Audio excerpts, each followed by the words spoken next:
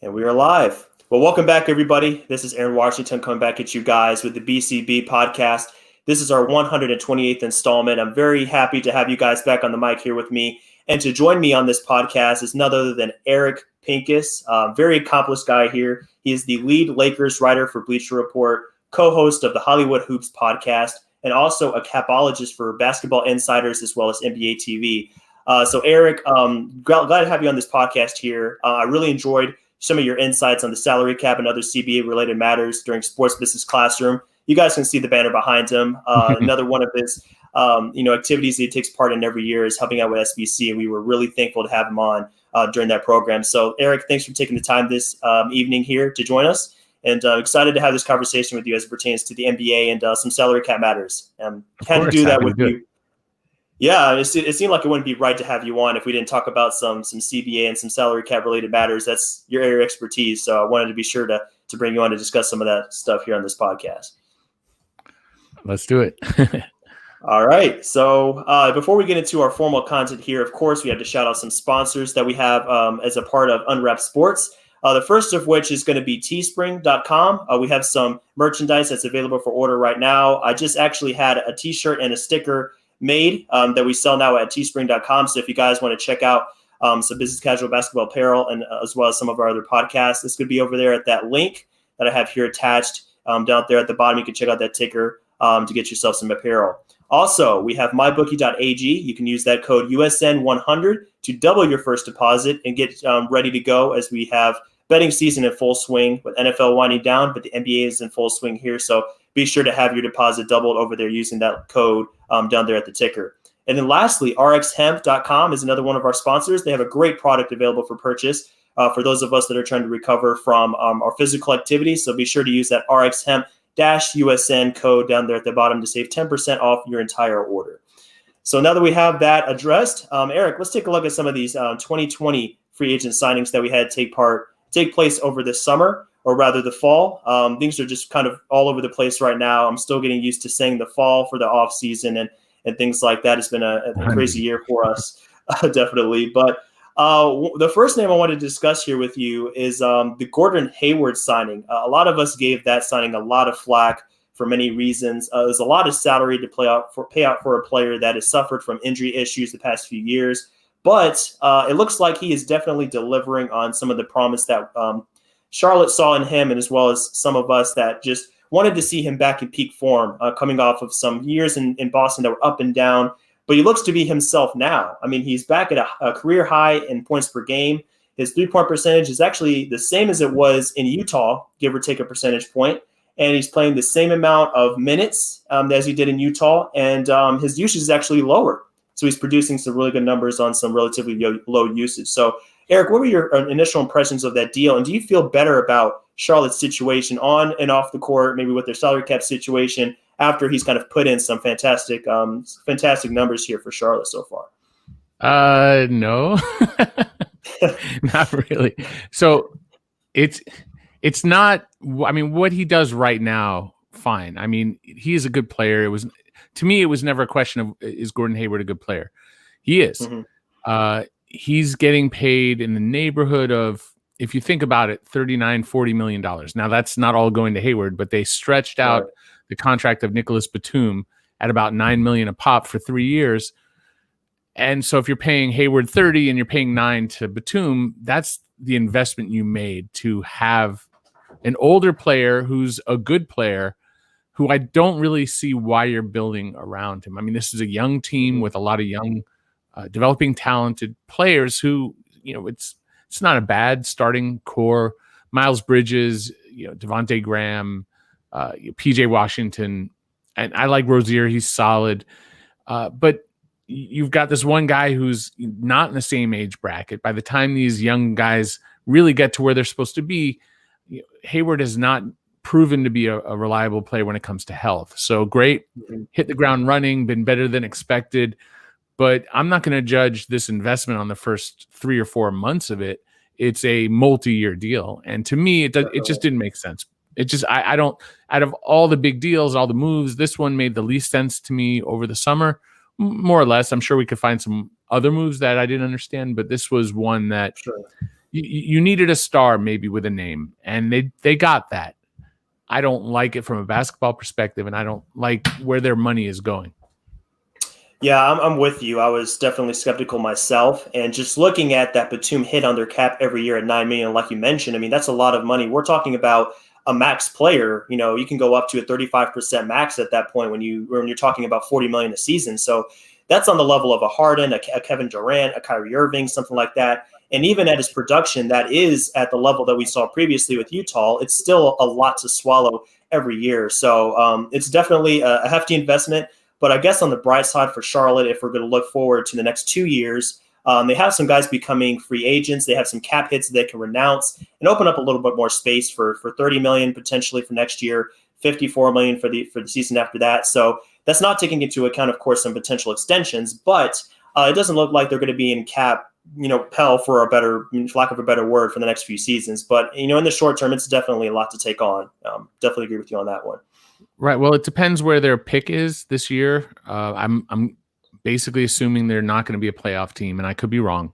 And if they're in the lottery, their first round pick could take up 5 million to 8 million. Depends on, are they top 3 or 4, or are they around 8 or 10 or somewhere in that range? Maybe it drops, but they could have in the neighborhood of 25, 30 million. If there's no pick, 30 million. But if it's a high pick, 22, 23 million.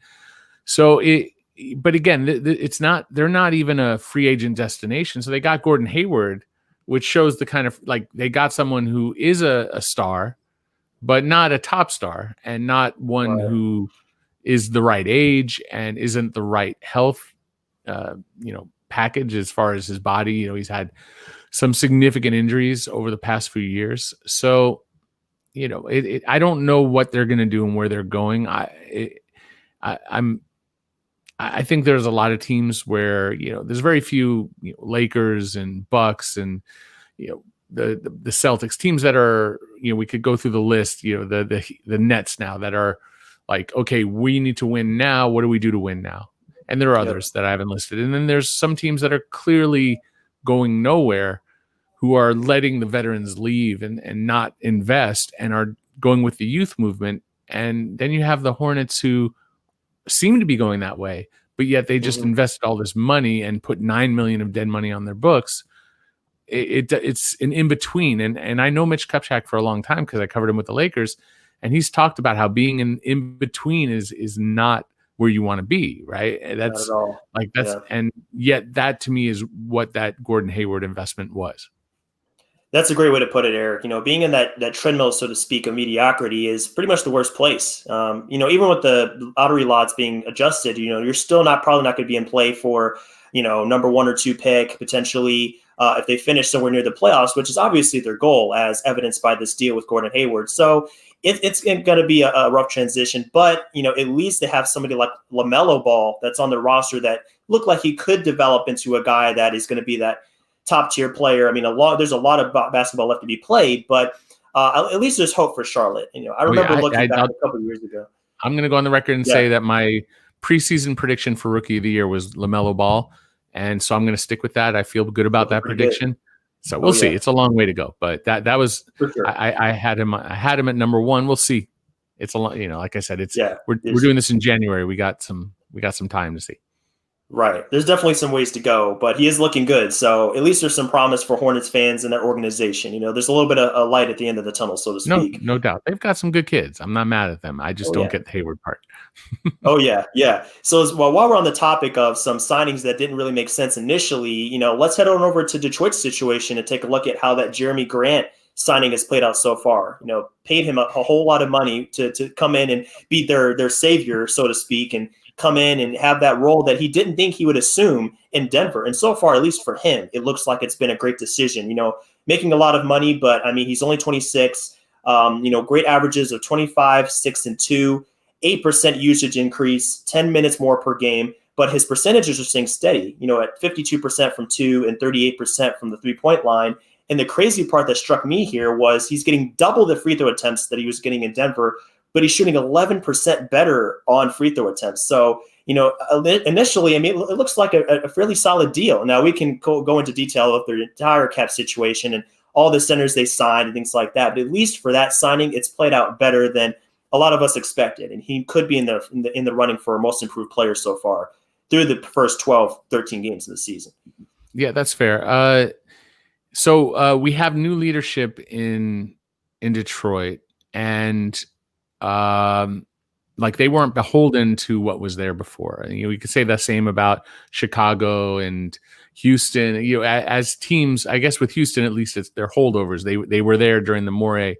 Raphael Stone was there during the Morey era, but was it Troy Weaver? Like the Pistons can start over. They're not in a rush. And so if you look at their moves and you say, okay, they had more cap room than most teams. What did they do with their cap room? Some of the moves were questionable. Mason Plumlee wasn't maybe the name that I would have said, okay, go get Mason Plumlee with your cap room. But to be fair, he's only like $8 million a season. That's not bad money. And if you look at the moves that they made throughout, they got DeLon Wright, he's adequate. Rodney McGrew, like there were a lot of moves. They did give up a first. They moved on from Christian Wood. He's been great in Houston. So it's really easy right now to second guess what Detroit did. Would I grade them an A on the offseason? Absolutely not. I didn't like what I saw, but I was willing to say that like they probably deserve an incomplete grade because you inherited a whole bunch. You had a complex situation, and you still have a massive investment in Blake Griffin, who's not the same guy as far as health as he used to be. So they sort of need to ride it out, and I'm at least open-minded to say, I don't get it yet, but I want to see more, and I'm open to maybe there's a plan. Maybe they don't know what they're doing. Certainly possible. But when you point at Jeremy Grant, you say, they saw a guy who stepped up in the playoffs to challenge LeBron and the Lakers, and at the end of that series, LeBron came over and had like a private chat with Jeremy Grant. You could see he impressed LeBron. And the eyes of the Pistons saw more than what maybe others did. Not even talking Denver. Denver had their own issues. They're so heavily invested in Jokic and Jamal Murray, and they have a lot of guys who they are giving money to that maybe they shouldn't be. And it's like Gary Harris that are, they're probably overpaid based on production.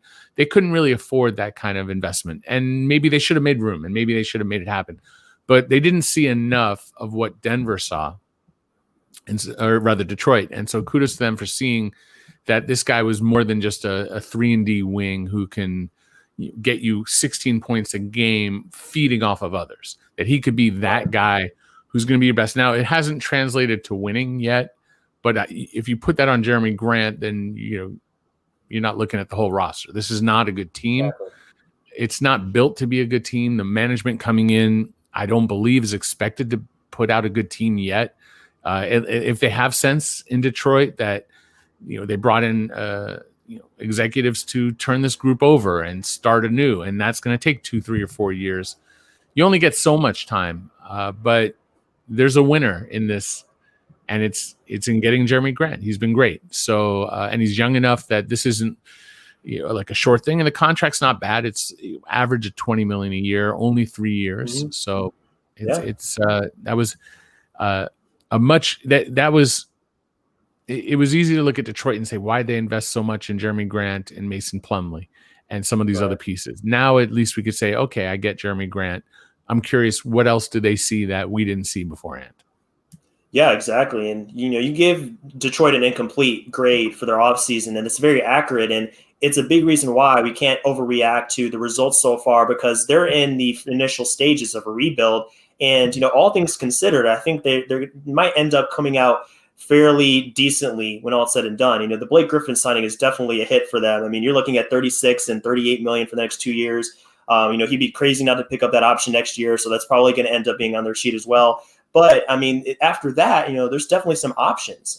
It's going to open up for them. And then at that point, we're talking about the tail end of Jeremy Grant's deal, the tail end of Mason Plumlee's deal. So at least with those contracts signed, they weren't anything extravagant. They weren't for a super long amount of time. If they want to go a different direction, still fairly tradable. Of course, Jeremy Grant's probably going to be there for the long haul. But with Mason Plumlee, if they want to move him, that shouldn't be too difficult. And then with the other contracts, we're talking about some young players: Killian Hayes, Josh Jackson, Dumboya, Isaiah Stewart. So it looks like they're kind of just sorting their way through to figure out who's going to be the building blocks on this team. And initially, I mean, there's been some promising signs from them. So if they decide to, they could, definitely extend some of these rookies later on. But it looks like they have a good starting point. So it's not fair to heap judgment on them. And I think some of us were a little too quick to do that initially. I'll be one to say I was questioning a lot of these decisions, but all things considered, I mean, they're going to be, probably going to take some hits over the cap, but after that, there's some options for them, definitely. So I like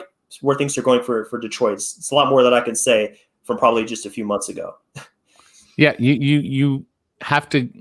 Part of our jobs, if you're an analyst, a reporter, a podcaster, a journalist, whatever, is to give a snap judgment on what you see and give it a grade or an evaluation. And the reality is, right, most moves take time. Some moves are made for the right now. If you're the Nets and getting Harden and giving up all these assets, it's to win now. And so we can evaluate that a little more in the present. Exactly. And we can't even evaluate it in the present in the sense of, they lost the other day to the Cavs, and we have, because their teams are allowed to make more than one move, right? So they can make other moves to fill the missing holes. But by the end of the season, we can evaluate, like, if this was a win now situation, did they win now? But for teams that aren't in that win now, and we're asked to evaluate, it can be difficult, and it's easy to jump to a conclusion, reach an emotional reaction, and not see the big picture. And I'll give just a quick example. If you looked at what the Suns did over the last 2 years, or even last year, not this offseason, but the one before, and you saw they traded away, TJ Warren to the Pacers and basically paid for him to go away, and then he became the all-star of the bubble. There wasn't officially all-stars in the bubble, but he was one of the best players. Right. And you go through all the things that they did, and you're like, I don't get this and I don't get this. But if you took the full picture of what they did, and you saw, like, okay, they started here, they ended here, and the way they finished the bubble, they were the best team in the bubble and undefeated, even though they didn't make the playoffs. And they've been a good team. They got Chris Paul. We'll see where they land in the West and how they, I think they've been shut down a little bit because of the pandemic. Right. But let's see where the Suns go. But if you snap judged the moves that they were making, I talked to different people, executives, whatever, who were like laughing at, they traded up to get Cam, or they traded to get Cam Johnson. I think they traded back, and people were like, why can't you could have gotten him later, and low upside, and then he's been really good for them. So like, if you act in the moment and react, sometimes you're right, because sometimes teams are just making bad decisions. And the Pistons may be inclusive of that, but you don't want to rush to judgment, and it is our job. So at times I will give my best evaluation, but I personally like to leave the door open for more of a plan than maybe I'm giving too much credit where credit isn't due. But I think the Pistons, they're in a rebuild phase, and at a minimum, Jeremy Grant has been a really solid acquisition, and $20 million a season. That's a pretty good price for a guy who, even if maybe he won't be your number one guy on a playoff team, but we already know he can be your number 3 or 4 on a playoff team. Maybe he can be your number 2. Exactly. Those are great points. And, something else we have to consider too is situation. That's why we can't judge things immediately after they happen, because certain players are better in certain situations. So maybe, a player flames out somewhere and he's underperforming, but they move on to a new team. And Jeremy Grant's a perfect example of this. And then they find themselves in a place where they have more opportunities. So they're not playing to receive the opportunities, but they're making things happen so they can kind of flourish and kind of spread their wings, so to speak. And I think another example of this, maybe on the other end of the spectrum, at least so far, is Bogdanovic, who we're seeing, out right now with an injury for Atlanta, but he was signed to be another shooter for the Hawks. They want to spread that floor. They want to give Trae Young space to operate, and they brought him in at making $18 million flat for the next 3, maybe 4 years if he picks up that option in 23-24.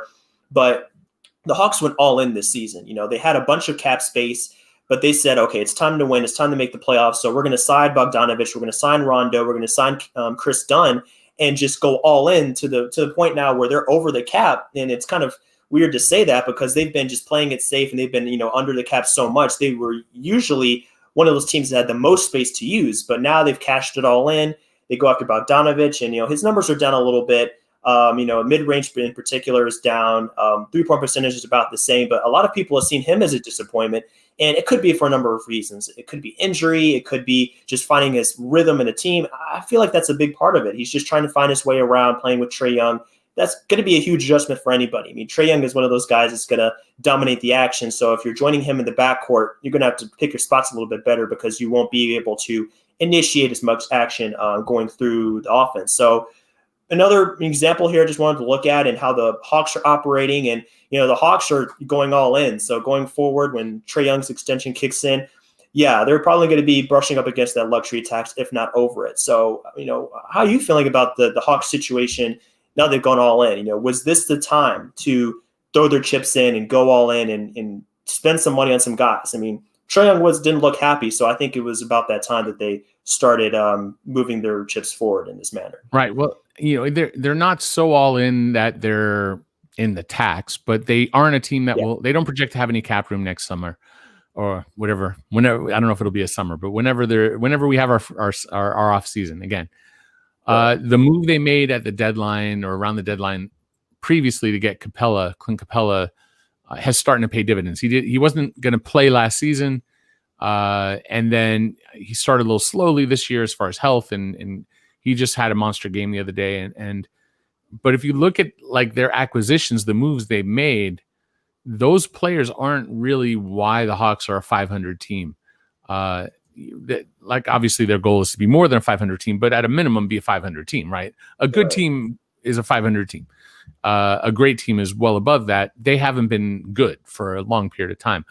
And, Trae was probably never going anywhere anyway, because historically when a guy comes off his rookie deal, and if you're offering him a potential supermax contract, no one's ever turned that down. The only player who's ever turned down anything like that was Kristaps Porzingis and the Knicks, and there was a lot of complicating circumstances. But everyone else, period, has always accepted that, dating back to Kyrie in Cleveland. He didn't want to stay in Cleveland. He left Cleveland, but not before taking that money. Right. So, Trae was never going to leave, but still, you don't want your guy, your star, to be unhappy. And what's just interesting, if you go by the numbers, Capella's been really valuable. DeAndre Hunter's had a good season so far in his second year. John Collins is putting up numbers. The guys they got, like Danilo Gallinari, I like Danilo. I've known him for some period of time and covered him with the Clippers a bit. And he's a really good player, but he does have some health issues, and he's only played a couple of games, really been hurt from the jump. And then we talked, you mentioned Bogdanovich hasn't really been healthy either. And so, their newcomers haven't done much of anything. But, they needed to make those moves. You can always trade out those contracts as assets. I don't think Bogdanovich is a negative. I think when the time comes, when he's healthy, him at 18-ish million, maybe there's another team that would value him and you can get something back if you needed to. You need to put your cards in, put the chips in rather and invest. I'm curious to see how they progress from here, because the next question is, do you pay John Collins? And what kind of money do you pay him? And there are some teams that have money this year when we get to free agency, but he is going to be restricted. So the Hawks have the benefit of matching an offer if they can't work out something directly. So, there's a lot that they need to resolve around John Collins. That to me that's the main question. So this season to me is, the evaluation is the core, because you do your best to get the best players you can. Does the core prove to be Young, Collins, and Hunter, with Capella as the defensive role player and rebounder, and guys like Herter and Reddish? And is that a team that it can be better than 500? Is that a playoff team?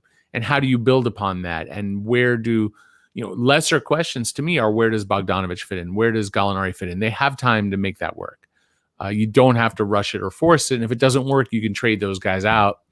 But you got to make a decision on that core. And if it's not Hunter, then maybe, who's the replacement for Hunter? If it's not Capella, if the big question is, if it's not Collins, then what do you do? Are there veterans? Can you move Collins and get an all-star back?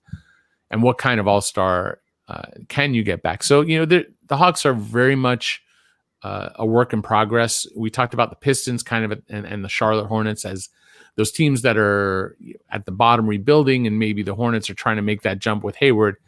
And we briefly talked about some of those teams, at the top, like the Nets or whatever. The Hawks are trying to be that, and like you said, they've put their money into the pot. They're looking to be a playoff team, and the investments they made haven't really panned out. But that's okay, because the team is a 500 team. They look better than a lot of teams out there. They look like they're going to be in the top 8, in my opinion. There's a long way to go. They have, we got to remember that some of these players didn't play since, dating back to, what was it, March of last year. And so guys need to play themselves into shape. The Hawks were one of those teams that didn't really play. So I like the Hawks. I like the direction they're going. I don't begrudge the moves they made. I didn't think Gallinari was like some savior for them, and I didn't think Bogdanovich was a savior, but I thought, they added really good quality depth, and I think it's too early to say that those guys are busts, especially Gallinari's, who's been hurt. If he can get back healthy and just give them a steady diet of, getting to the free throw line, giving them some points and some leadership, just as a veteran who knows how to play basketball, which is, doesn't sound like much, but like when you have these young teams, that's the problem. I think they'll be fine. So I like the Hawks. I'm more bullish on them than some of these other teams. Me too. It's really kind of just they're almost like have to deal with two different situations, bringing in veterans that you kind of addressed before, and then they're that core, you mentioned John Collins, and it seems like every year for the next few years, there's going to be a player they have to make a decision on. Some of them are easy with Trae Young's extension, some of them not so easy. John Collins, and then maybe with Herter, they're kind of on the fence about that. But I'm interested to see who they decide to keep, because, it's going to be Trae Young, and then going forward, Herter, it's going to be, after that, Hunter for the next few years. So, it's definitely going to be their pocketbooks are definitely going to be challenged as we go forward. But, at least they have a guy like Trae Young. It seems like the skeleton, at least the outline of a team that can really be very competitive and make a deep playoff run is beginning to form. And that's a lot to say for a team that's been near the bottom of the Eastern Conference for the last 2 or 3 years. So definitely a lot of progress made on the Hawks side. And yeah, I'm with you. I'm definitely a fan of these signings. I don't think they were overpaced by any means. I mean, that's what you get if you want offensive players that can do multiple things on the court for you. And it just comes with the territory. And I wanted to just kind of push that forward with, one more player just to look at as far as last season's signings. Bertans is another player here that, a lot of us saw get that money. We were just expecting it. We just braced ourselves because we knew that with a player of, that size, shooting that percentage, 43% last season, was just incredible. And he took 77% of his shots from three. So not only was he a great sniper, but he's a guy that can just, he takes a lot of 3-pointers too. So this is with volume added onto it. So, you go look forward, you go take a look at that deal, and it's like, wow, you paid him $80 million, but it's the cost of doing business for shooters. And with the group that I'm a part of, No Trade Clause, the website we just designed that's, has some cap sheets. We were looking at players just last week that got big deals. We wanted to see what Duncan Robinson making next season. And we used players from past seasons as kind of like a blueprint to see where he might fall. So like Buddy Hield was an example. And basically, we were just trying to prove that if you're a shooter, you get paid. And Davis Bertans was a perfect example of that. So he's been a little bit down too this year. His 3-point percentage is down, but I think he's going to get it back together. It just comes with the territory, playing with a guy like Westbrook that's going to dominate possessions a lot and some different circumstances. But it's another signing that makes sense, because that's kind of like the cost of doing business for shooters in this league. So for Washington, it's going to be about, can they rebound and get themselves back in a winning position? Because I'm sure that ownership and everybody in that organization don't want to pay out all this money and be up against the luxury tax for a team that's going to be at the bottom of the Eastern Conference. So we're going to have to see how this plays out. But a lot of time left. I'm sure when Westbrook gets back, it's going to make them feel a little bit better about where they're going, at least for this season. Yeah, they're a team that's also sort of in that in-between. I think they want to be more like where the Hawks are, where you see what that is, that definition. They have one of the best shooting guards in the league in Bradley Beal, and they got rid of John Wall, who was a a monster on their cap and didn't play for 2 years for a guy who's basically making the same money in Westbrook. And Westbrook is on paper a better player than Wall because he's playing. Wall's actually been solid this year, but it was time to turn the page. And if you have a healthy Westbrook and Beal, on paper, that's a really powerful backcourt. And if you're surrounding them with the shooter and Bertans, I get it. He's a big shooter. It helps not just to be a shooter, but a guy at 6'10" as a shooter. That's really valuable. But they lost another shooter, a big guy in Thomas Bryant, who's out with an injury for the season, I believe. Yeah, Robin Lopez is just a serviceable big. Ish Smith is a nice backup point guard. I like Rui Hachimura as a developing 3-4 in this league, a wing player who can, he's definitely strong and talented and could score a little bit in the post. Denny Avdija, how do you say that? Avdija, I believe. Avdija. I could be wrong. Right. He's still learning he's still trying to make that transition to the NBA and he's a rookie. So it takes some time, even though he's played internationally. The Wizards need some time. They've also, they've had a lot of injury issues, games being canceled issues, those sort, or at least postponed issues. So they're not a good team, unfortunately. If you're a Wizards fan, I'm looking at their books, and there's a lot of money in Bradley Beal, a lot of money in Westbrook, now a lot of money in Bertans. And Bertans he's like $16 million a year. It's not crazy, but it's a long deal and it's a lot of money, and he is not shooting well, and that's problematic if he doesn't find it. So whatever's wrong, they need to solve. They need to figure it out. I mean, it could be a slump, it could be shape, it could be the makeup of the roster, but the guy's been a great 3-point shooter his whole career, right? Like 40. He's a 40% on his career, 41 almost. So if he's 36, which is not terrible, 36 is average. If he can get that up to 38, you're fine.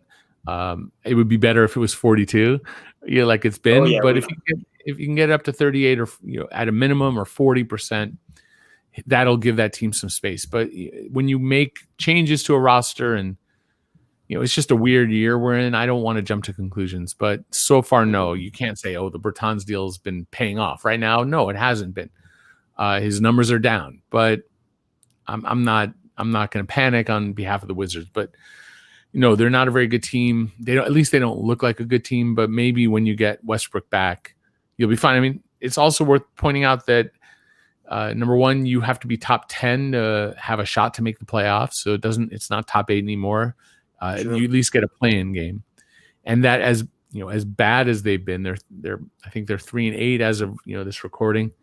They're only a couple games out from the 8th seed, and they're only 4 games back of the Celtics. I mean, it's not outrageous where they are. So do I think they're suddenly going to turn it around and play like 80% basketball to make a real climb? No, they don't look like they have that talent. But I think the questions I get from people on Twitter or whatever, when are the Wizards going to trade Bradley Beal? And that's ultimately the question. They did get him to extend, but he's only got 1 more year after this year, and then he's got a player option. And there is at least that clock where they need to decide, or at least prove to Beal, like, this is where you need to be. I know they don't want to trade him. And from my understanding, and that information changes all the time, is that he's not looking to move. But if you are in a losing situation long enough, you're going to want to be in a different situation. So definitely, that's really the main thing. Whatever the Wizards are doing, it needs to work out quickly enough so that Bradley Beal doesn't want to push his way out because he's just tired of being in a bad situation. Exactly. I mean, you kind of mentioned that clock, and it seems like it starts earlier and earlier, in today's NBA. It doesn't take much now. Maybe it can be 2 years out, which we basically are from that player option. And you're already kind of seeing the team try to do things like that trade for Westbrook and these other maneuvers to try to make themselves more competitive. and it just kind of puts pressure on the front office. And sometimes it works in their benefit, sometimes not. But yeah, I would like to at least see Westbrook play more games with Beal before we kind of know exactly what this team is going to look like going forward. 100. Absolutely. Yep. So why don't we get into some rookies here? I mean, we touched on, I think about it, Avdia. I think that's how you pronounce it now. It just like came to me a little bit earlier on the Avdia? Wizards, but that makes sense. Avdia, because I think I heard it on one of the broadcasts recently. But I want to just check in on a few rookies here that we have since, it's a different environment for our rookies here. They didn't have a summer league. They had a shortened training camp, and they were kind of rushed into game action. It was only a few weeks between the draft and the first game of the season. So they're in a different environment. And I just wanted to just touch on some of these guys that we've seen play well, and maybe guys that need to kind of catch up a little bit more. But definitely the first name I just want to take a look at is Tyrese Halliburton, that's been over here with Sacramento, making some great strides, looking like an ideal backcourt partner for De'Aaron Fox, and it definitely alleviates some of the pain that was felt maybe by some people, definitely not all, because I'm sure some people wanted to see Bogdanovich move, but having a guy that can come in, and he seems like just a natural guy to play in that backcourt, doesn't need the ball to be successful, has a great shot so far, at least percentage-wise. And, he just does all the little things, which is a perfect complement to guys like Fox and Heel that definitely command the ball a little bit more. So I've been impressed with him. I just want to touch on his play a little bit here.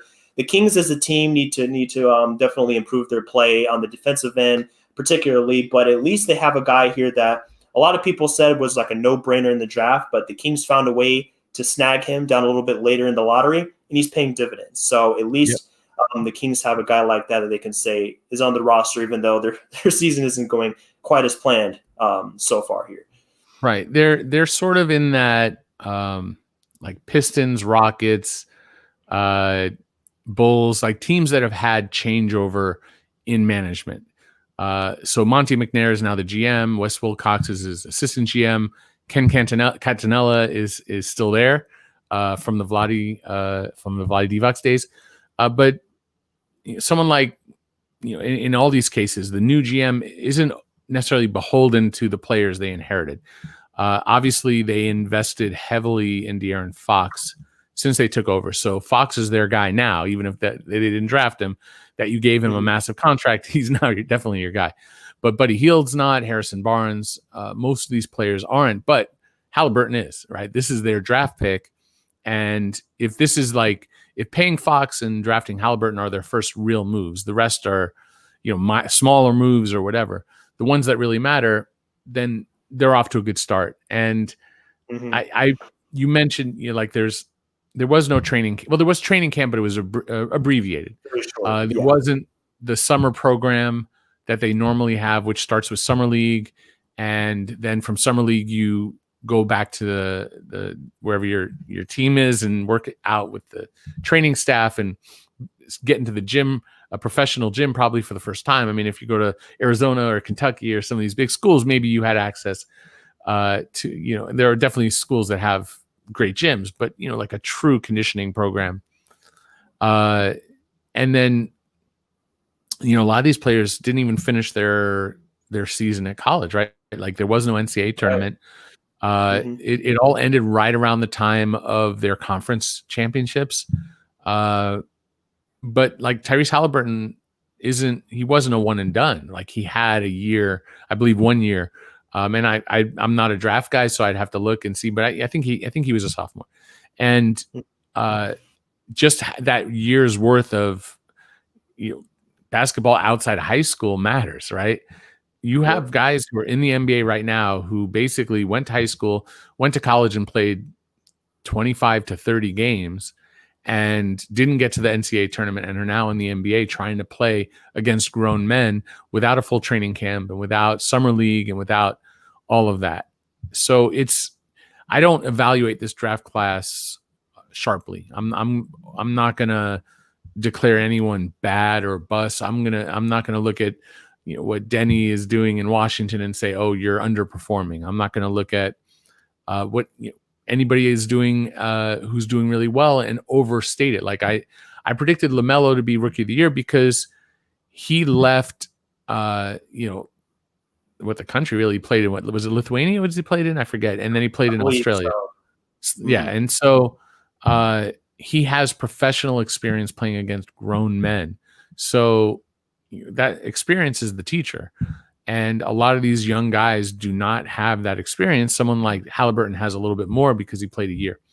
And if you look at some of the best rookies, you'll find, and this isn't a blanket statement, but generally you'll find a trend that the guys who weren't one and done and had a little bit more experience are doing a little bit better, and their bodies are probably a little bit more mature.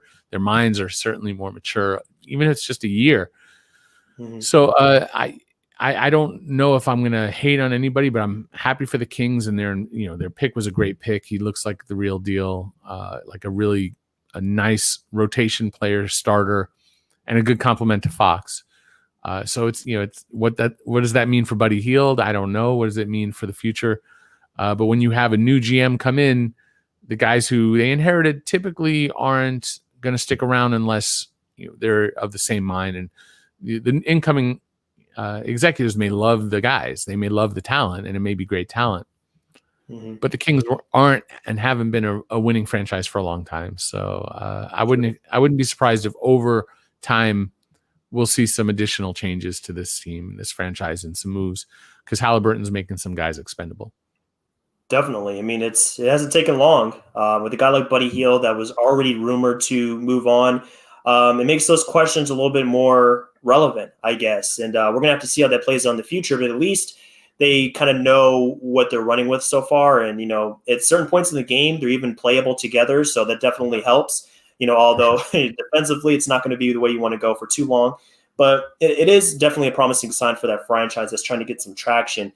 And, while we're mentioning franchises on the upswing, I mean, New York has been a story so far through the season, and we're seeing the play of Emmanuel quickly stand out.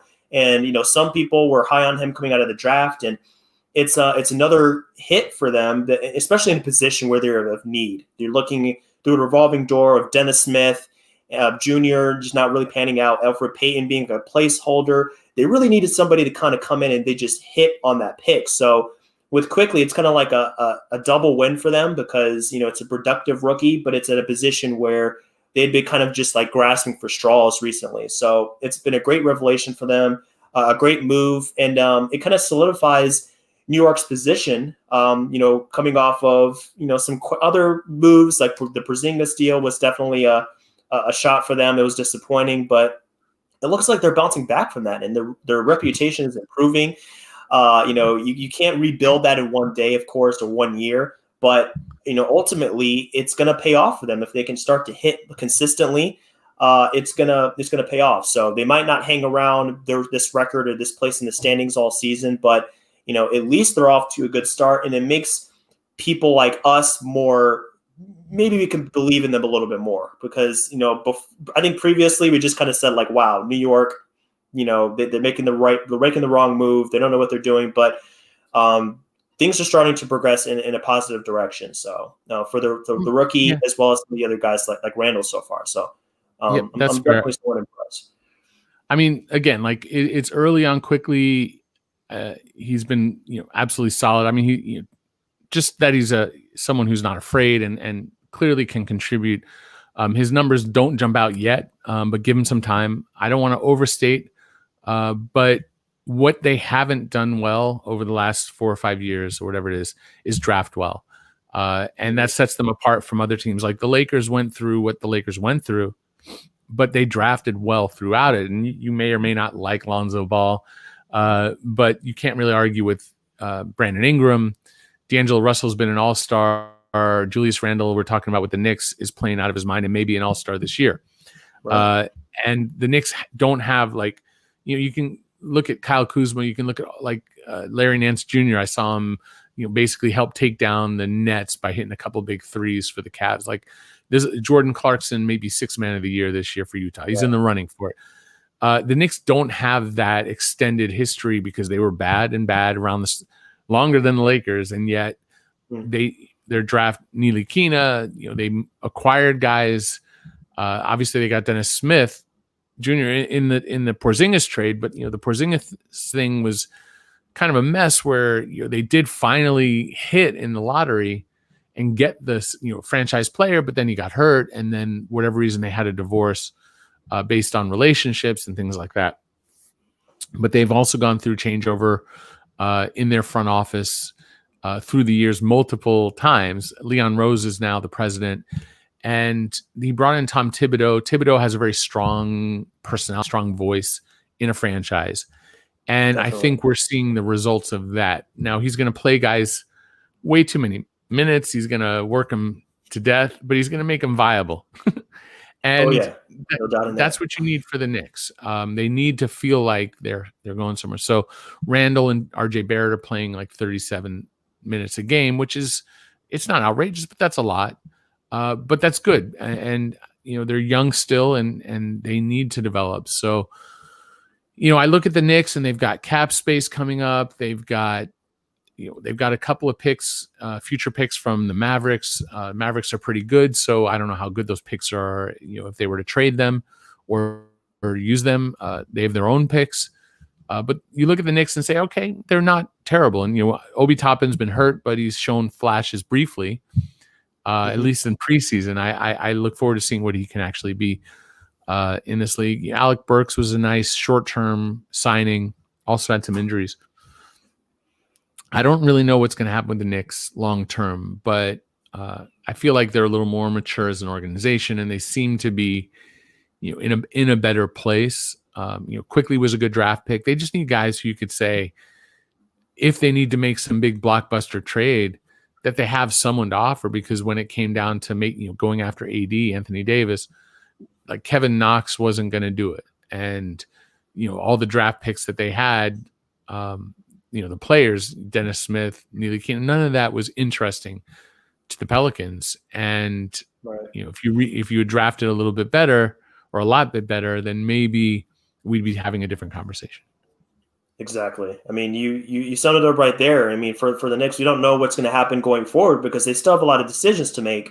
Even just looking at, next year, it's going to be a non-guaranteed deal for Randall. They have a lot of cap holds that they can renounce. Some other decisions like that, team options, a couple of team options. So, going forward, it's going to be interesting to see how they kind of navigate having space, because as we've seen with the Knicks, having cap space is not always the best for them. But at least, there's some building blocks there. RJ is looking like he's going to be a piece for the future. Obi Toppin should be solid. So at least they have some building blocks going forward. So that's definitely stands out to me. Now, I know previously, Eric, you told me that you're on a deadline. So did you want to go through one more player, or would it be better for you to kind of? No, we're good. We'll go one more. I don't mind. Okay, perfect.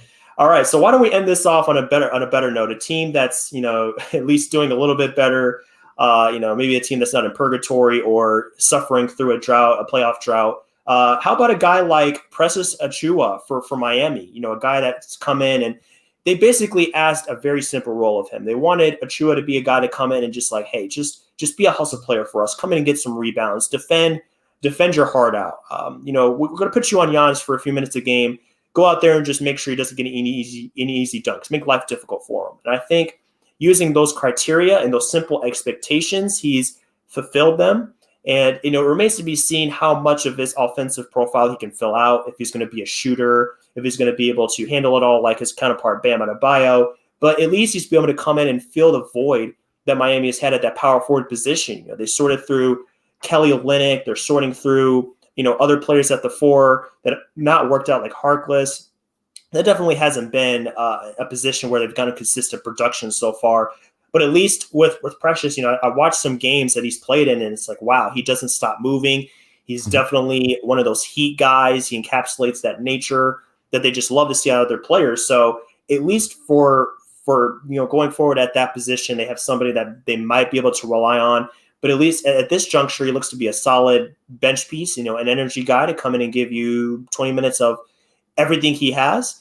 And that's promising for Miami, because we're not sure what's going to happen with, their other young players. If Duncan Robinson gets an extravagant offer, if Kendrick Nunn moves on or not, they trade him. So some question marks. But with Achiuwa, you know what you're going to get every night. And that speaks volumes to the Heat organization and really just everybody that works with him on the court.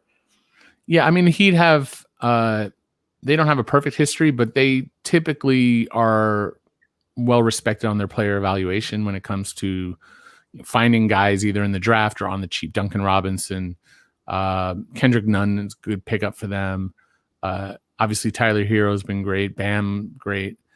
They've done well. They're, it's a franchise that almost won the title, or at least got to the finals. And what they're asking of Precious is to just fill that role, right? And there's something about having a very defined role that makes it very easy. And that's where on rebuilding teams where you don't have a clear, like, this is our primary ball handler, this is our primary scorer on the wing, this is our primary big man, this is how we're going to attack every night. When you've got teams that are rebuilding, dealing with injuries, and have that kind of chaos of not everyone who's on the roster now is going to be in the roster in 3 months or 6 months or in a year, it's harder to have a defined role. But now you're joining a team where everyone knows who they are, what they're supposed to do.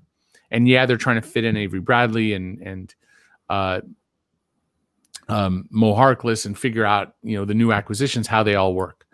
But they're going to be more invested in a guy like, Precious than they are in Mo, because he's their draft pick, right? So Mo is like a short-term, if Precious isn't ready, we've got a veteran who can fill in. But they'd rather give it to the young guy and develop the young guy, and that opportunity is there. So if he's going to, not everyone steps into that opportunity. So I'm happy for his early success. The numbers aren't gaudy, but what number jumps out is he's at like 17 minutes a game on a team that should be a playoff team. I know right now they've had a lot of injuries and like everybody else, they're in a little bit of the chaos of this year. But when the dust settles, they're going to be a top 8 team. They should be a top 5 team in the East. Right now they're 6 and 7, and at the time we're recording this, a losing team, but some of that's just situational. I mean, it's too early to judge. I think they'll end up somewhere in the neighborhood of 5 or 6 in the East, and I will see how it translates what they did last year to the new year. They might have just caught lightning in a bottle in the bubble and overperformed. I think there's some truth in that, but they are also a pretty dang good team. Absolutely. And something that jumps out at me about the Heat's draft picks is not only their on-court production, but how much value it offers these teams as far as like how much money they make. Because as we know, the rookie scale is set up in such a way that teams drafting later on are acquiring players that make less on their deals and first round draft picks. So with Tyler being at 14, guys like that being lower. Bam, I believe, was 13th pick. You're looking at $5 million and below for these players. So it offers incredible value. And Precious might be a guy that slots right into those other picks. He kind of assumes this role of, nothing crazy, but I mean, as a big man that can come in and defend competently and just be a lob target and be a solid rebounder. I mean, that's some great attributes to have at only $2.5 million and cost control assets. We talk a lot about that in the salary cap world. So, for this team, it's incredible. And Duncan Robinson, I mean, I hadn't even touched on him yet, but just being an undrafted player, $1.6 million, it's, what I'm basically trying to say, it's a trend that's continuing for Miami. And it's very, very impressive what this front office has been able to do, even though they haven't had the chance to go out in free agency and just grab guys, Jimmy being in a trade and things like that. So hats off to that organization. They definitely know how to find value in their players, and it's going to pay off for them. I don't know if it's going to be in their finals appearance, but very solid team, very solid management organization. And I love how they operate, and not just because I'm slightly biased as a Heat fan, but just overall, they know how to manage their money in such a way that it gives them the opportunity to be successful. They have to be good at player evaluation because they don't have a lot of picks. I mean, they have through the years invested heavily to make it work, to build what could be a team that's, are they top tier? Are they top shelf? Was last year what they are, or was that an overproduction? And then how do they turn what they have into, they were, there's no Giannis available anymore. Who's that superstar that they were saving cap money for in 2021, or do they wait until 2022? And you've got Bam money coming in, and at some point you're gonna have to pay a hero. So yeah, they're in a great place, but they have, they don't have any of their picks. Basically, I'd have to go through and see what picks they have, but I mean, I know they owe Atlanta, they owe Indiana first, they owe Indiana a bunch of firsts, I think. So or at least second. Yeah, let me see. Those are seconds. What do they owe? Let's see. The challenge. It was the. Let me make sure I'm looking at the right team. Yeah, it was the Jimmy Butler trade, right? So they gave up some of the picks there. Yes. They owe OKC 2021 and they owe OKC 2023. So it's not that they owe a ton of picks, but they're tied up because of what's called the Stepien rule, where you can only trade certain picks. You can't trade 2 consecutive future firsts, or you can't go 2 future drafts without a pick. So they owe 2021, which takes out 2022. They owe 2023, but it has protections that lock it all the way up through 2027. So they don't have any first that they can offer. So, and then the Atlanta, Indiana is their seconds. They owe almost all their seconds. I think the only second they have, 22nd is of their own, is 2027. So, they do have one coming from Denver or Philly in 2022, but they're going to have to make do with player evaluation on guys like Duncan Robinson and Nunn, and find guys like that on the margins, because they're not going to get it through the draft because they don't have a lot of picks. But when they have had draft picks, they've done pretty damn well with it. At least, Hero, Precious, and Bam. I mean, those are excellent picks. Some of their other ones through the years have been good as well. Absolutely, Eric. Those are some great points, and yeah, I mean that's kind of it's how it goes. You're trying to acquire big time players. They got Dragic, they got Jimmy Butler. Deals like that cost picks, but at least they're in a good position to, like you mentioned, they're great at selecting players in the draft, so they should be okay going forward if they can continue the kind of trend they've been on, the kind of streak they've been on. So I think that's going to about wrap us up here, Eric. I want to thank you again for taking the time out of your day to join us on this podcast. Always some great informative information from you when it comes to these matters. You're one of the great experts in our field, so definitely a pleasure to have you on, and really enjoyed it. So continued success in everything you're a part of. I know you stay busy these days with a lot of different projects, but thanks so much for taking the time this evening. No, I'm happy to do it. Hope I shed some light on things. It's all opinion, but it's been a weird year. It's been a weird time in the NBA. Sure more than anything, I hope that we get through all this, safely, and that we get the players back on the court. It's been a really weird year with games being canceled. So I'm hoping for a less complex, easier 2021 than 2020. Me too. And we can actually see all the fruits of these decisions that these teams make, be it good decisions or bad decisions, actually play out on the court with healthy players and actual games. So it's been a crazy year, but I appreciate you having me on, and I look forward to seeing what happens with these teams we talk about. And are we giving them too much credit? Are we not being hard on them enough? I don't know the answer yet, but time will tell. We'll find out soon enough. So, guys, you can definitely be able to check out Eric, on his website. On the website, Basketball Insiders, a lot of great cap sheets, cap information. If you want to see picks, if you want to see detailed information on that. He has some great breakdowns on YouTube as well. So go ahead and check out his YouTube channel. He goes into detail on some of these transactions going forward over there, and he breaks it all down live for you guys. So you can also see him on that resource. Bleacher Report, of course, the Hollywood Hoops podcast. His work is pretty much everywhere. So be sure to check out what he's doing going forward. And then, of course, for us at Business Casual Basketball, our website is going to be bcbasketball.info for our blog post. And it's going to be BC Basketball 2 at Twitter and Instagram for, upcoming information on what we're doing and what's going to be coming up. So until next time, guys, enjoy your evening. Enjoy this season of crazy NBA basketball. But we'll be sure to see you right back here on this podcast going forward for some more NBA analysis real soon. So until then, guys, take care.